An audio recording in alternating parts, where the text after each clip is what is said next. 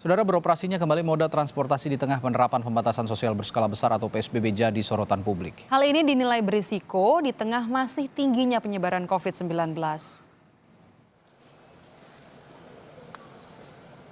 Pemerintah berencana melonggarkan penerapan pembatasan sosial berskala besar atau PSBB. Pelonggaran PSBB diawali dengan kembali beroperasinya moda transportasi yang sebelumnya sempat dihentikan. Meski demikian, patut dipahami, izin bepergian tak dapat dilakukan semua orang. Izin hanya diberikan pada warga yang mengalami musibah atau aparatur negara yang berhubungan dengan penanganan COVID-19 dengan disertai keterangan sehat dan surat dari instansi terkait. Terkait pelonggaran PSBB, Kementerian Koordinator Perekonomian telah menyusun kajian awal dalam menentukan kebijakan pemulihan ekonomi dari pandemi corona. Fase pertama yang dilakukan 1 Juni 2020 ialah membuka kembali operasional industri dan jasa bisnis ke bisnis dengan tetap menerapkan pembatasan sosial. Fase kedua, yakni pada 8 Juni 2020, toko, pasar, dan mal diperbolehkan beroperasi kembali. Fase ketiga 15 Juni 2020, tempat-tempat kebudayaan dan sekolah mulai dibuka kembali dengan tetap menerapkan pembatasan sosial serta penyesuaian. Fase keempat 6 Juli 2020 difokuskan pada evaluasi terhadap pembukaan sejumlah fasilitas seperti restoran hingga tempat ibadah.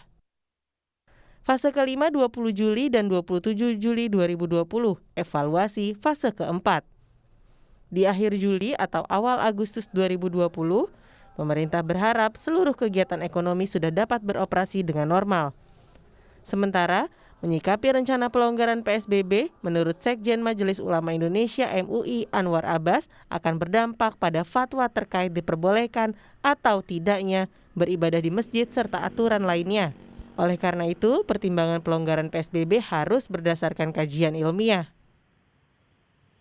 Saya menghimbau kepada pemerintah agar pelonggaran PSBB ini betul-betul diperhitungkan, dipertimbangkan secara baik, dan bisa dipertanggungjawabkan secara ilmiah. Ketegasan sikap yang objektif, yang bisa dipertanggungjawabkan secara ilmiah oleh pemerintah, benar-benar sangat diperlukan oleh umat.